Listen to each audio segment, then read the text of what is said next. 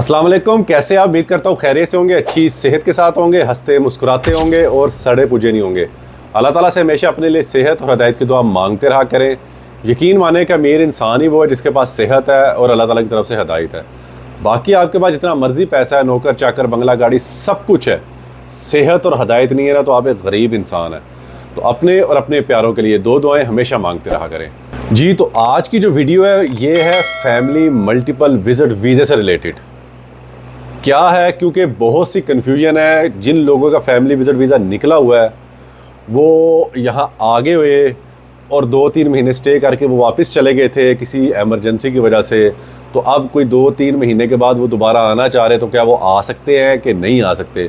क्योंकि बहुत लोगों को जो है इस चीज़ को लेके कन्फ्यूजन है। 7-8 लोगों के मुझे मैसेज भी आए हैं कि जी हमारा फैमिली विजिट वीज़ा जो है वो क्या हम उस पर दोबारा वापस आ सकते हैं? अभी एक्सपायर जो है वो नहीं हुआ पेपर पे।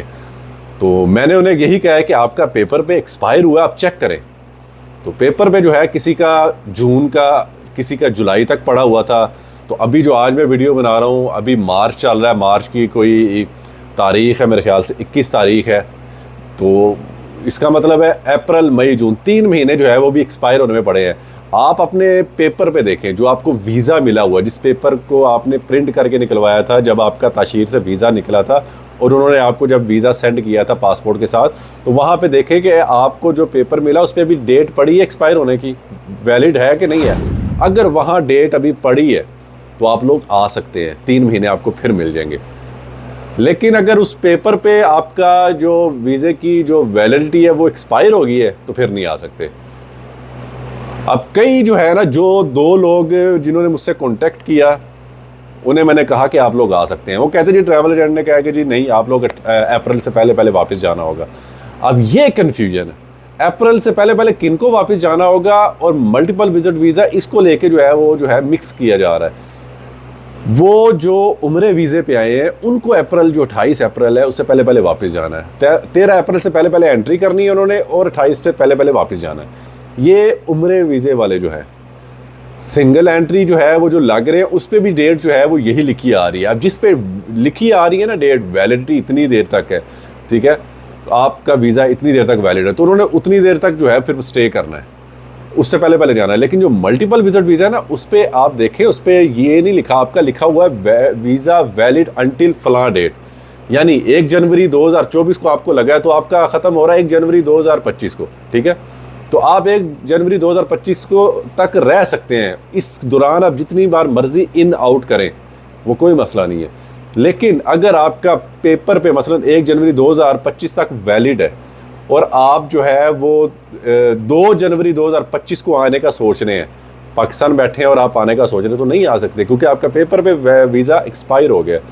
तो इन चीज़ों को मिक्स ना करें कि आपका अगर उम्रा वीज़ा है तो वो लोग 28 अप्रैल से पहले पहले वापस जाएंगे। मल्टीपल विजिट वीज़े वाले नहीं, उनके लिए अभी तक ऐसा कुछ नहीं है। कल को कोई आ जाए चीज़ तो वो अलग बात है, अपडेट आ जाए, लेकिन अभी तक जो है वो ऐसा कुछ नहीं है। अगर आपके पास फैमिली का मल्टीपल विजिट वीज़ा 1 साल वाला है और आप किसी एमरजेंसी की वजह से 3-4 महीने स्टे करने के बाद वापस चले गए थे पाकिस्तान और अब आप चाह रहे हैं कि आना है आपको दोबारा, तो आप अपना पेपर देखें, वहाँ पे क्या लिखा हुआ है, वीज़ा वैलिडिटी देखें कि वो कहाँ तक है। अगर वहाँ मसलन आज 21 मार्च है जो मैं वीडियो बना रहा हूँ, आप चेक करें कि आपका जो वीज़ा जो वैलिडिटी है वो 22 मार्च तो नहीं है, 25 मार्च तो नहीं है। आप ये देखें, अगर 22 मार्च है तो आप कल तक आ सकते हैं, 25 मार्च है तो यानी 4-5 दिन तक उससे पहले पहले आप आ सकते हैं। लेकिन अगर उस पर लिखा हुआ है कि वीज़ा वैलिडिटी जो है वो 19 मार्च है, तो इसका मतलब कि आपके पेपर पे वीज़ा एक्सपायर हो गया, अब आप इन नहीं कर सकते, ठीक है, अब आप नहीं इन कर सकते। लेकिन वीज़ा पेपर पे एक्सपायर होने से पहले आप इन कर सकते थे, आपको 3 महीने मिल जाने थे। तो ये चीज़ आप किसी से जो है वो ज़्यादा पूछने की ज़रूरत नहीं, क्योंकि कई लोगों को पता ही नहीं है, तो वो कंफ्यूज आपको भी कर देते हैं और ख़ुद भी वो कंफ्यूज होते हैं और बस आपको भी जो है वो इस चक्रों में डाल देते हैं। तो 2 लोगों को जो है वो मैंने इसी तरह बोला है, भैया अपना पेपर देखें। उन्होंने कहा जी पेपर पे जो है ये डेट लिखी है, तो वीज़ा वैलिड था अभी। तो मैंने कहा आप आ जाएं, ये कन्फर्म है कि आप आ सकते हैं। मुकीम पे भी मैंने चेक करके उनको दिखाया। वो कहते हैं जिनसे टिकट करवा रहे हैं वो कह रहे हैं कि जी नहीं जा सकते, आपको अप्रैल से पहले फिर आना होगा, और ऐसे कंफ्यूज कर रहे हैं। मैंने फ़लाँ से पूछा, मैंने फ़लाँ से पूछा। मैं कहा देखिए आपने मुझसे पूछा, मैं आपको कह रहा हूँ आ सकते हैं आप। मैंने आपको मुकीम से भी जो है वो दिखा दिया निकाल के। तो उन्होंने जो है वो टिकट कराई, वो आ गए हैं। तो उन्होंने मुझे व्हाट्सअप भी किया आके कि जी हम पहुंच गए हैं खैरियत से, किसी ने कुछ नहीं पूछा। तो लोगों से आप जितना पूछेंगे ना, और वो भी जिनको इस चीज़ का कंफर्म नहीं है, जो मिक्स कर रहे हैं, जो अपनी तरफ से जो है वो ठीक बता रहे होंगे, लेकिन जो वीज़ा है ना उम्रे का 90 डेज़, उसको मिक्स कर रहे हैं अप्रैल से। तो इसलिए इसको मिक्स ना करें। जिनके पास फैमिली मल्टीपल विजिट वीज़ा है 90 डेज़ 1 साल वाला, वो आ सकते हैं। तो ये चीज़ मेरे ख्याल से क्लियर होगी कि जिन्होंने भी आना है वो अपना पेपर जो मल्टीपल विजिट वीज़ा उसको देख के इन कर लें। डेट पड़ी हुई है एंट्री की, एक्सपायर नहीं हुआ, वैलिड है अभी, तो इन कर लें। नहीं हुई, अगर ख़त्म हो गया, एक्सपायर हो गया, तो फिर नहीं आ सकते। ये सिंपल है, किसी से ज़्यादा पूछने की ज़रूरत नहीं है। ये मैं बता रहा हूँ फैमिली विजिट वीज़ा जो मल्टीपल है उसके बारे में, ठीक है। तो इसके अलावा अगर आपका कोई भी सवाल है मुझसे कमेंट्स में पूछ सकते हैं, मैं आंसर दे दूंगा।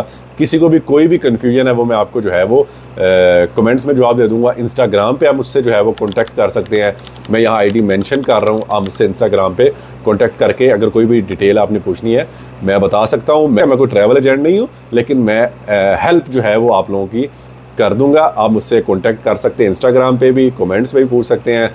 तो वीडियो को यहाँ ख़त्म करते हैं।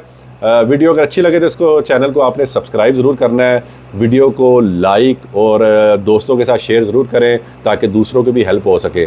तो अल्लाह ताला सबको खुश रखे, अपने हिफ्ज़ व अमान में रखे, और अल्लाह ताला सबके बच्चों के सर पर उनके माँ बाप का साया हमेशा कायम रखे।